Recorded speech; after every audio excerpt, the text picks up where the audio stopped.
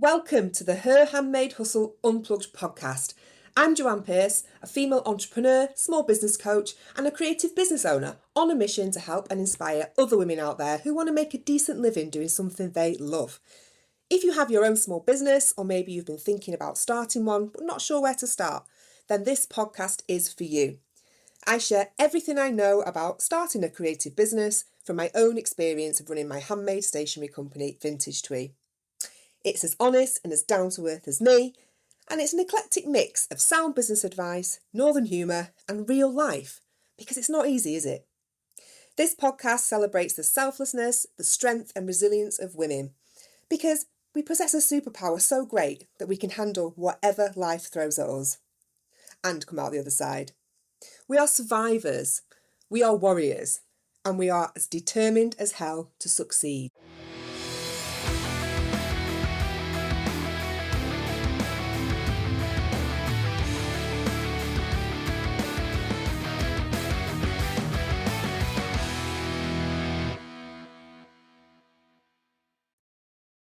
Hello, and thank you so much for pressing play and joining me for today's episode of the Her Handmade Hustles Unplugged podcast. So we're 2.5 weeks now into the school holidays, and I'm going to sound like that guy off Titanic here when you see him searching the cold, dark waters, in his lifeboat with his torch, and he goes, "Is anyone alive out there?" That's me. Rosie's Blair clinging onto that piece of wood for dear life while Jack gave up hours ago, didn't he? He's at the bottom of the ocean. It says it all, doesn't it? Anyway, mothers of school-aged children who are undoubtedly running you ragged right now, you are doing amazing. Especially if you're trying to run a business or work at the same time. I'm not going to lie, the lifeboats are still a few weeks away at the moment, but stay on that board. Hang on, they are coming. Until then, stay focused. Do what you need to do to keep sane, and blow that goddamn whistle as loud as you can if a lifeboat happens to pass by and rescue you, even for an hour. So today's episode, it's a bit of a tricky one to navigate, but it's one I've always wanted to record. For a while now, actually. And I was sort of given a sign last week to do it after a post that I saw on LinkedIn by another business coach, actually. She's called Lucienne Shakir. I hope I've said that right. So she posted about how there's an expectation on women to support all women, like no matter what. And she went on to explain that, she can't always do it. She doesn't support women who are unkind or who are false, or those who just can't be themselves. And when I saw it, it really resonated with me because I've met a lot of women through my time as a business owner, but also, in life in general, who I just haven't been able to gel with, or who I've had conflict with, or who I just don't feel comfortable around, And yeah, I've always felt guilty about feeling this way. It's like I'm cheating on womankind or something. And so I commented on this post by Lucienne, and I said that I totally agree with her. It's hard when as a woman you feel like you have to like everyone that you meet, or you'll be viewed as really bitchy or unfriendly or stuck up. So I commented and I said, it's true. Some people are just not your people, and you shouldn't have to feel pressured to welcome everyone into your life with open arms if you're not comfortable around them. And this isn't gender specific, it applies to everyone and anyone. You can choose who you want to spend your time with and who you enjoy, being in the company of. So, yeah, I was thinking about this, and I was thinking that, it'd be particularly interesting today to talk about this whole idea of female solidarity in business and in life, and address some of the common misconceptions about it so that you don't feel guilty about surrounding yourself with certain people only. And I think it's particularly helpful because as women, we naturally try to please everyone, don't we? Everybody but ourselves sometimes. I don't know about you, but I can be a bit of a yes person, and I try and say yes to everything, or I did do for a long time. I'm getting a bit better at it now, putting myself first.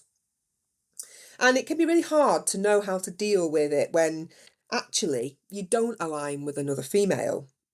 So we're going to look at this today, as well as looking at how to spot genuine connections from the superficial ones, because there's nothing worse than a forced friendship or a forced professional relationship, is there?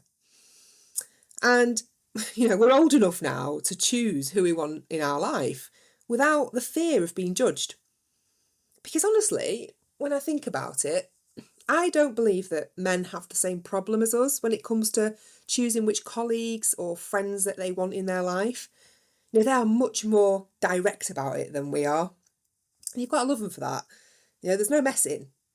They don't actually give a shit if someone likes them or not, or what that person will think of them if they don't go for a drink after work with them maybe, or reply to a text if they just completely forget. They just don't care. I mean, sometimes I can't believe the brazenness of my husband when he's been asked to go out after work with his colleagues in the past. And he's either just said, nah, you're all right, mate, I'll pass. Like, no explanation, nothing. The blokes don't even question it. They just accept it. All right, mate, no problem. Sometimes if it's just a text, he doesn't even reply. Not a care in the world. He just forgets or he can't be asked. And then you've got us women who are like umming and ahhing about whether or not we should go for a coffee with someone who's asked us, but actually we aren't sure if it's what we want, so we just think on it, and we type a long-winded excuse via text, blame the kids, work, our hormones, anything, to try and let them down gently for fear of hurting their feelings, or looking unfriendly or snobby. And really, we should just be much more like the men, shouldn't we, and just say, no thanks, I'm all right, I don't want to. It would save us a lot of time and energy, wouldn't it? But we just seem so incapable of doing it, or at least doing it easily. And it can pose a real problem for women, especially when it comes to our businesses or our working relationships. I'll give you an example of a toxic female relationship that I encountered right back at the beginning of starting Vintage Tree, my stationery company. So I was just out of my first marriage. It was a highly destructive relationship. It just left me a total mess, a shell of my former self. And I think I was the weakest I have probably ever been, emotionally and physically. And I met a friend at the time who isn't one anymore, and she latched onto me and just became a bit of an emotional crutch for me, really, while I was down and out. I was grateful of her company, I was grateful of her friendship. And we spent a lot of time together, and she was a fellow artist too, and we became close friends. And I just enjoyed having this person care about me and care for me after having not felt this way for such a long time. And she was around when I launched Vintage Twee. She helped me with wedding fairs and doing like all the fun bits of working for yourself, particularly like the social side. She came to a lot of events with me. We were two single girls at the end of the day in their late 20s, having fun, living our best life. We were staying overnight places, we were going to these parties, we were mixing with all different kinds of people, we were having a good time. And then it all just went a bit wrong. And as Vintage Tweed grew and became stronger, so did I. And I no longer wanted to be out partying all night. My business had took off and I actually had real work to do. It was what I'd been aiming for this whole time. All these connections that I'd made were paying off. I had responsibilities that I didn't have before. I rented my own place for the first time and I had bills to pay.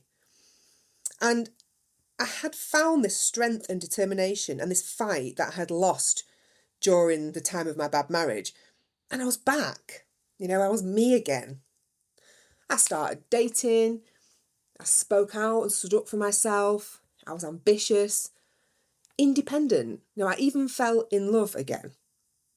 And my God, did she hate it. She absolutely hated it. And I saw a side to her that had been hidden, even though I was kind of suspecting it was there all along, because she was very bullyish. At times, she became very possessive of me, controlling, obnoxious, rude. And sometimes she actually made me feel like shit. And I sort of felt like I was back in that marriage that I escaped at some point. And I saw the destruction that she could cause and how she hated that I really didn't need her anymore in the way that she wanted me to. So in the end, I had to cut ties with her. And I wasn't going to lose myself again.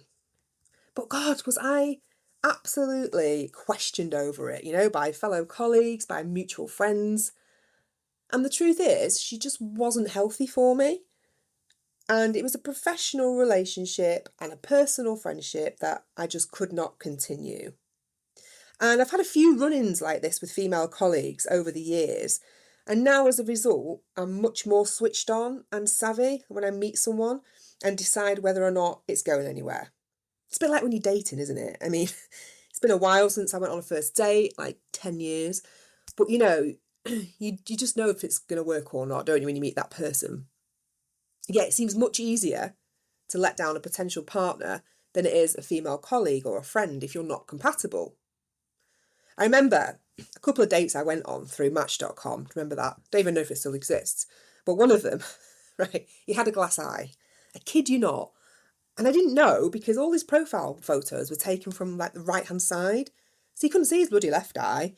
I mean, obviously, got nothing against this.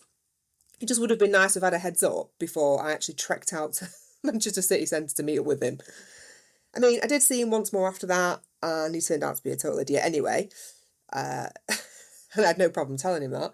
But the breakup process with another woman, friend or colleague, who we don't see eye to eye with, pardon the pun, is much less straightforward, isn't it? It's like long and drawn out. It can go on for months to phase each other out. And I think to avoid this painful process, we just need to be more selective from the get-go. Like, don't let anyone in who you aren't serious about, who fabricates the truth, is a bit of an idiot. There's nothing wrong with that. So maybe we need to be treating our potential friendships and our colleagues like we do potential partners. Do they have the qualities that we are looking for in a person that we want to spend time with?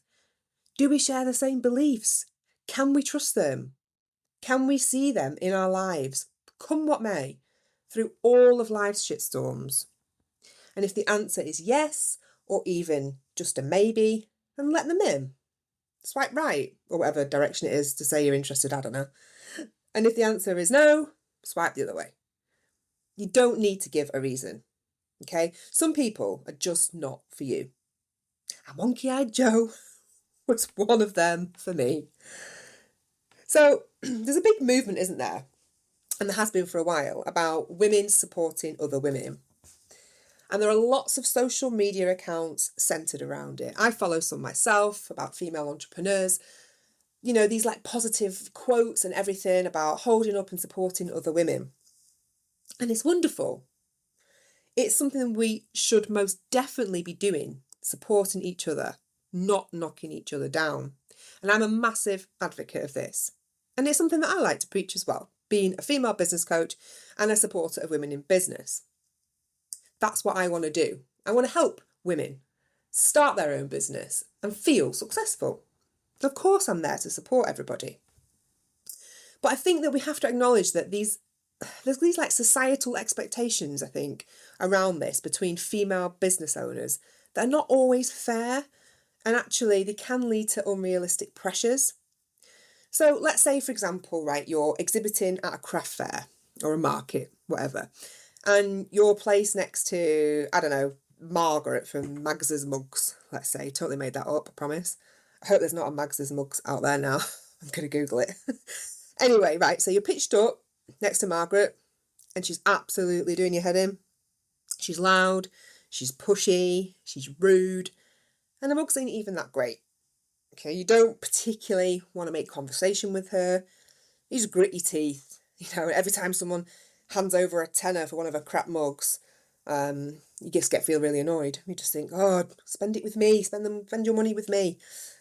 But yet when at the end, right, you're packing up and then Mags comes over and she asks you to swap business cards or phone numbers because she's really enjoyed her day with you and she'd like to meet up and discuss a collaboration possibly or go for a coffee. So what do? Oh, you just grab a phone and type your number in there, don't you? Because it would be rude not to. But, we do this a few times a year with people who, frankly, we just don't like.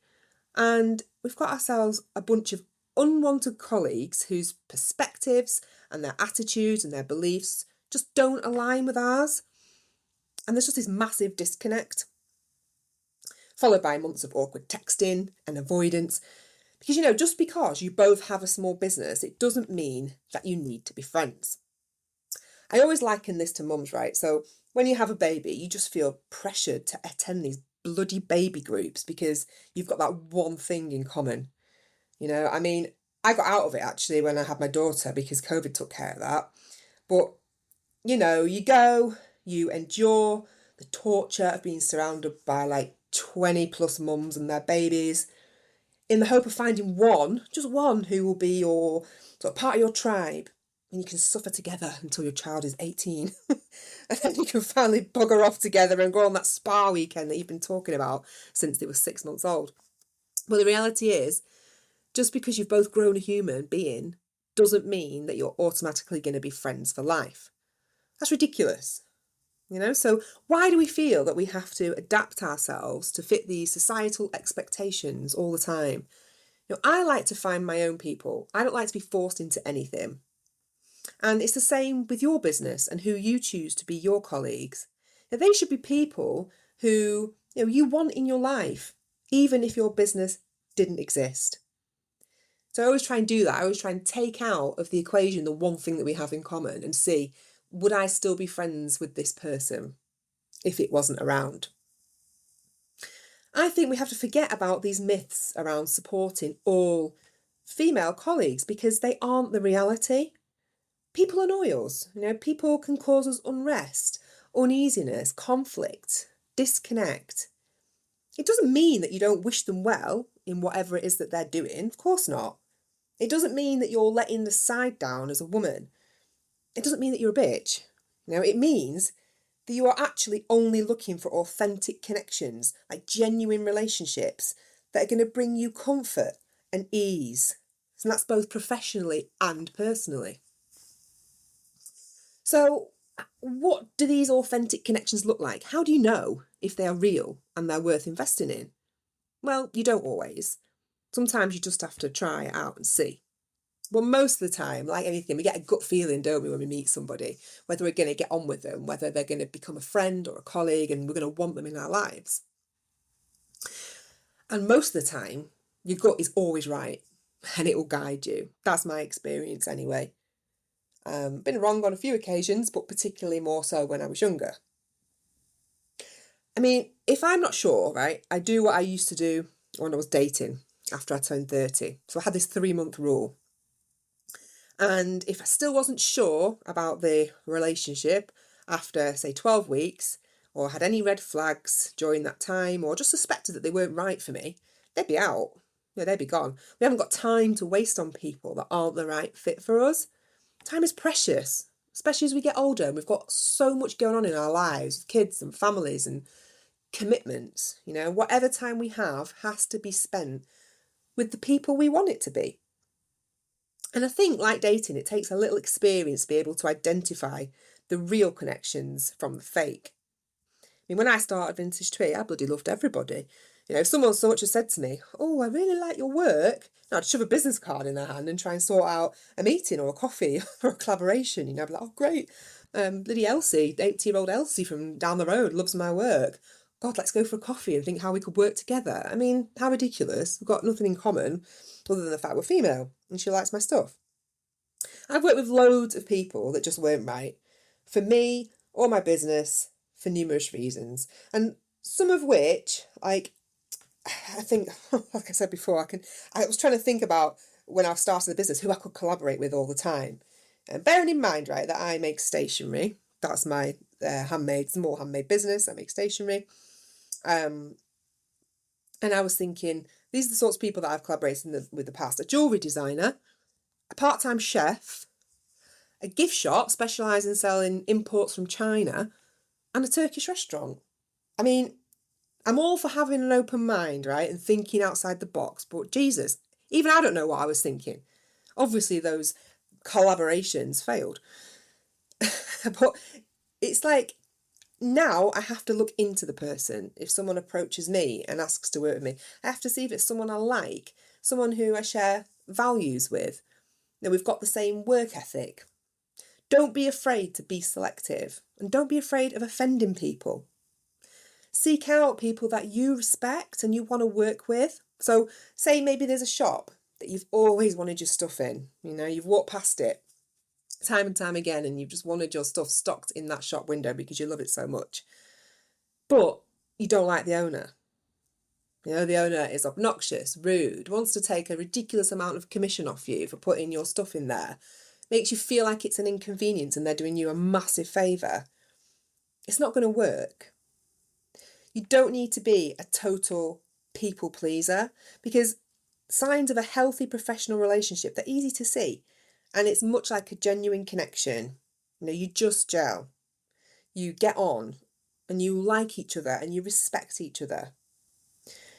You can be yourself around them and it doesn't feel like an effort, and you can be open and honest, and you can have those awkward conversations about pricing and commission and things like that. Like if the person that owned that shop was all of the above and more, then it would be absolutely fine. And you could say, well, actually, that commission doesn't really work for me. It's too high, but I'm willing to meet you in the middle, and I can give X amount away. And if that person is a genuine business person who you get on with and who respects your work and respects you, then they won't question it. So you've really got to think about that when you are seeking out people who you want to work with, and have representing you in your business. It should feel natural. And sometimes actually it's easier to look out for signs of an unauthentic connection first, because I think as we get older, especially, our bullshit radar is like more finely tuned than ever, isn't it? And I feel like now in my 40s I can spot them a mile off. And I've had a lot of female colleagues come and go in my life, and a lot of them have gone because I felt like their intentions just weren't pure. I've had a lot of people try and copy me, piggyback on my success, trying to bring me down to make themselves look better. You name it, I've encountered it. And you may have already experienced that too, or if you haven't, you may be on the lookout for it. I'm much wiser to it now, but it did take me a while to get here. And it's important to remember that you can still boost your business and grow it in all the right ways with fewer quality relationships rather than just a lot of superficial ones. And I think, in fact, you're more likely to grow your business this way than with a load of forced friendships and fake followers that will actually only cause you more of a problem and a headache in the long run, because I'm all for an easy life these days. I don't want trouble, don't want stress. I just want people in my life who I know genuinely care about me and my business. So what if it's too late though? You already let someone into your circle of trust and you just find yourself wishing that you hadn't. Okay, it's inevitable. And we're going to meet people and even work alongside them. And things just aren't always going to work. They don't feel right. And maybe you've had someone who comes in and helps you out with your business. Maybe there's a colleague in your life who whose views you just don't align with. You just can't seem to get on. So how then do you deal with navigating this disagreement with a female colleague professionally and respectfully? It's awkward, isn't it? Because I think for women especially, the lines are quite blurred between colleagues and friends, and there tends to be a lot of crossover. And a lot of people we meet through work often become our friends, and it can make things quite uncomfortable when you don't see eye to eye on something. And they always say it's best not to mix business and pleasure. It's all well and good, but some of my best friendships, and I'm sure yours have too, have come from my business or workplace, as well as some of my worst. But so it's not always that easy, is it, to separate the two? And I'll give you an example of something that happened to me, and it still makes me very sad and angry to this day, even though it happened a good 7 years ago or so. And I don't really talk about it often for this reason, but I'm going to today for the purpose of this podcast episode and illustrating a classic case of a good friendship gone bad due to differences in work ethic. So I had a good friend who was in my life for 7-8 years before it all went wrong. And she initially came on board with Vintage Twee at the beginning when I just needed a bit of extra help with my orders. I was busy enough, wasn't busy enough, to employ someone full time, but I needed that help because it was a bit much to do on my own. So she'd dip in, like once or twice a week, and it suited her because she didn't have any other work. She had a young child, so it fit perfectly around school hours and everything that she wanted. And we were very, very similar in one way. Professionally, we were both perfectionists, we were organised, creative, and keen, which obviously made her the ideal person to come on board and help with Vintage Twee. Personally, we both loved the same things too. We loved a bit of afternoon tea, pretty fabrics, gardening. But in so many other ways, we were like chalk and cheese. So she was very highly strung, severe OCD, didn't have massive ambition, and was a bit of a kept woman really, and she was happy to be that way. She also had a very sharp tongue, and she could be quite condescending towards me, often undermining my business decisions, even though she wasn't in partnership with me whatsoever. But she sort of felt like she had this upper hand, and she used to show me up in public with certain comments that she would make when she felt uncomfortable, and it just didn't sit right with me whatsoever. So basically, she used to make some like fabric-based items that I'd have on my website and my Not on the High Street shop and Etsy shops. So when they sold, I would take a commission, probably around £2, if that, from a £27-28 sale. And I only did this, I only offered to put them on my shop so that she could try and earn her own money. I didn't have to do it, but I said, yeah, let's see if we can get you up and running a little bit and get you some money coming in from your talent.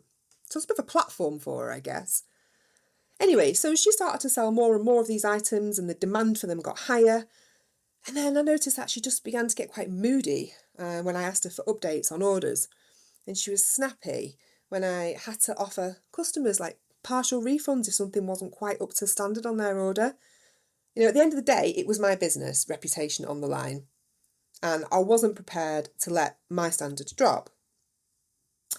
I ended up having to increase my commission by, honestly, probably pence, 20, 30, 40p, can't even remember, but it wasn't much, just to cover my time doing all the order processing and the customer service, because it was taking up a lot of my day. Her sales were taking up a lot of my day.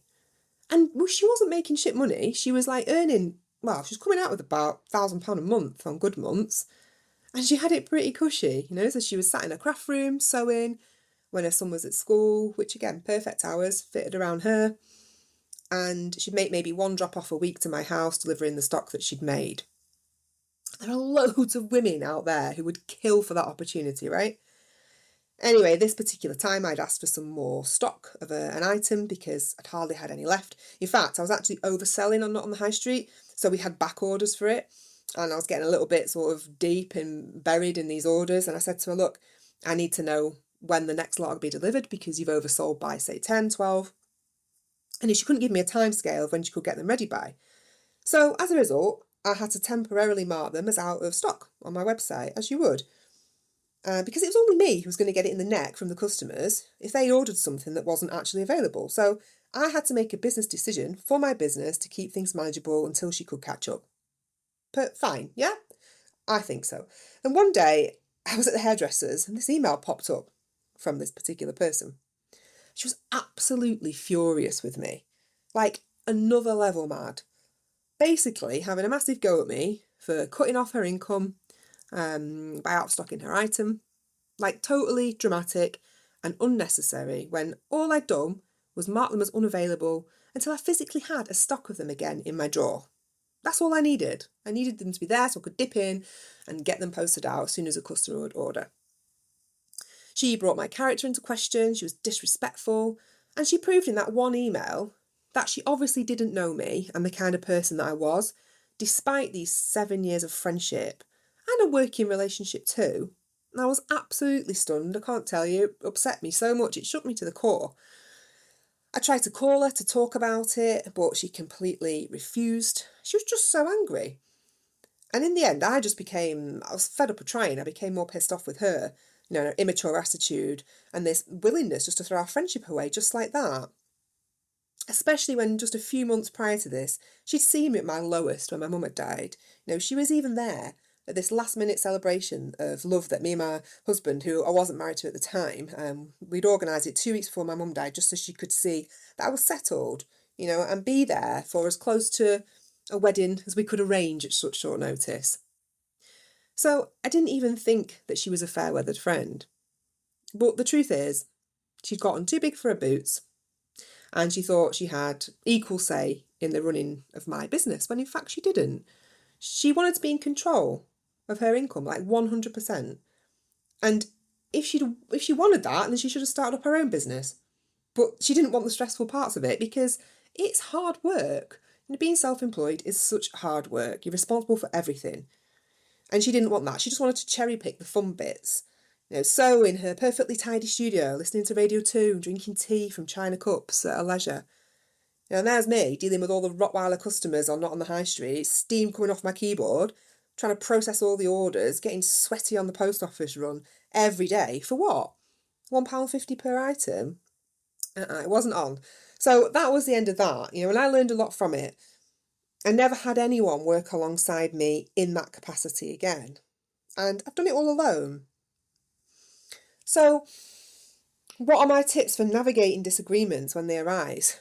Well, don't email them back when you're angry. It's probably not the best idea, which is something that I did. And also, don't give them the finger out your car window every time you pass by their house. Did that as well. Keep it respectful. Okay, if it goes sour, at least then you've kept your dignity. It doesn't mean that you have to accept being disrespected. You can still voice your opinion on whatever the disagreement is. You just have to be calm and rational, because it'll annoy them more anyway, trust me. You're the bigger person. And I learned that if I was ever to work with anyone again in this capacity, I'd probably have clearer boundaries and guidelines, maybe even a written contract actually, to lay out the terms and conditions and anything that you need to do to protect your business. I'd probably also make sure that the person I was working with understood my work ethic, my codes of practice, how I operated, and their beliefs aligned with mine. Maybe even a little interview. I never considered doing that, but people would be crying out for some kind of flexible role like I'd offered this person. And, an interview is probably not a bad idea to find out if they would be a good fit. I'd probably also check they didn't have like a personality disorder too. That switch between Jekyll and Hyde, a bit like her. That's always a good bet. Anyway, the way to avoid this kind of conflict, which can get pretty hairy between women, can't it? Let's be honest, is to build yourself a support network of women that you like and that you trust. It doesn't have to be many. Like I think I've said before, I can count on one hand the amount of people in my life, friends and colleagues combined this is, that I can trust and that I want in my life, and that will support me no matter what, personally and professionally. Probably 5 people, it's not a lot, but it's a quality network of people.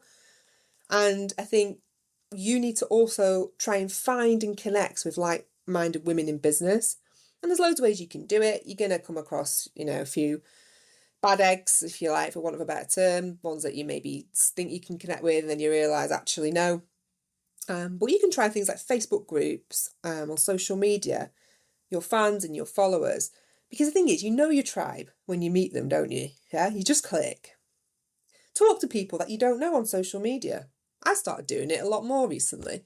I was always a little bit hiding behind the computer, but actually, it feels really good when you see something pop up by somebody, whether it's a fellow business or anybody, and you comment on it because you resonate with it, and then that person replies and they get it too. And it's nice, isn't it? You feel like you've got something in common. And I think that's how a lot of business relationships start, and you don't know where they're going to lead to. You don't know if that person may be a potential customer or a potential stockist. It's really good to just talk to people, use social media for what it's meant to be, and that's being social. Comment, say, on posts that you find interesting or thought-provoking, like I did with Lucienne's LinkedIn post, which inspired this whole podcast episode. I wouldn't have probably done it otherwise. I saw it and I thought, actually, there's other women out there who are thinking like me too. So I'm going to do it. And you can still support other women in business without compromising the authenticity. So you don't need to feel forced to align with everyone, because it doesn't make you a traitor to the female race. If anything, it commands respect because you're not being fake. I mean, I am a massive, massive supporter of female-owned businesses. And if you know me, you'll know that's true, right down to my very core. And I want to work with and help as many women as possible be successful in whatever it is they want to do. But I also know that I won't be for everyone, and they won't all be for me either. Just because we're both women, it doesn't mean that we're going to instantly get on. Okay, that's why I offer a free chat with anyone who's thinking about working with me. 30 minutes to talk to each other, meet on Zoom, see how we get on, see how we gel or not, and if our work ethic or our beliefs or our perspectives are in line. Otherwise, it's not going to work, because I genuinely want the best help for the women who need it. And if it's not me, for whatever reason, then I'll tell them. I don't do negative Nellies, okay? I like positive people. I don't like can'ts and won'ts. I like cans and wills. And I don't do quitters. I'm all about succeeding, and I don't stop until I get you where you want to be. So when you work with me, your business means as much to me as it does to you. I want to get you in that shop that you've always dreamed of being stocked in. I want to get you featured in that magazine for everybody to see, to shout loud and proud about your business. And I want you to be making enough money to support your lifestyle, enabling you to fit your work into your own schedule and be there for your kids. Take that holiday you've always wanted, whatever your goal is. If you are my kind of woman and I am yours, we won't stop until we reach those goals, I promise. That's how I work. So, just to recap on today's episode, the myth versus the reality of female solidarity in business. It's often very different, isn't it? There's a massive societal expectation about supporting all female colleagues, and it causes unrealistic pressures. We need to focus on making authentic connections so that we've got healthy professional relationships rather than forced friendships, because no good will come of them. Focus on quality rather than quantity and forming genuine connections as opposed to superficial. Don't try and be everybody's friend in business. If you do find yourself in conflict with another female colleague, or maybe there's a disconnect, keep it respectful. Set clear boundaries of your relationship from the get-go and maintain your dignity as much as possible. Remember, no middle finger when you drive past the house. Build yourself a support network of like-minded women. There's loads out there just waiting for you to contact them, to get in touch, to talk to them. Find the people that you want in your life and that you don't feel guilty about leaving behind. Those that just don't align with you. You don't have to feel bad about it. They're just not your people. And you aren't betraying the female race. Remember that. Okay? So that's it for today. I hope you've enjoyed listening to my take on the relationship between female colleagues and how hard it can be sometimes to navigate these problems that we can come across as women and conflict that we may experience. On that note, I'm going to also just let you know that I'm obviously a massive supporter of female businesses, like I say. So I have been lining up some other women with small businesses to come on my podcast and talk to me about how they started, about their journey as an entrepreneur. And I've got some really interesting characters that are going to be coming on the podcast from September. So I'm really excited about it. I've been meeting them all on Zoom. We've been talking about what it is that we're going to chat about, and they're going to share their stories with you, because these are real women who have done it. Mothers, old women who've started a business maybe later in life. They've all got their own situations, people that have faced adversity, they've overcome it. And they're all normal women, they're not all millionaires, they're not founders of great companies, but they are normal women like me and you who are making a decent living, doing something that they're good at and something that they love. And they're coming on to talk to you about how they did it. So I've been looking for guests to come on my podcast. If you think you would like to come on it and talk about your business too, please do get in touch, because I'd love to hear from you. You can email me at herhandmadehustle@gmail.com or visit my website www.herhandmadehustle.co.uk, and there's like a contact form on there. You can send me a message through there as well, so that pitch yourself to me. I'd love to hear your story, and if you would like to come on and share it with everybody else. And also, just to put your minds at ease, it's not live. I record it all. We can cut bits out if one of us swears or someone's kid runs into the room or dog starts barking. That's absolutely fine. I had this gardener next door the other day started strimmer up in the middle of me doing my podcast. I had to stop it and start it all over again. You know, these are things that happen, occupational hazards. So we will sort it out. Don't worry, it's not live. And if you'd like to do it, please do get in touch. So yeah, as I mentioned, with it being the summer holidays, the podcasts are going to be fortnightly now. So I'll be back in a couple of weeks. I'm off to see my sister down south tomorrow, which I'm really excited about. So I'm sure I'll have lots of stories to tell for the next episode when I'm back. But until then, take care of yourselves. Thank you so much for listening.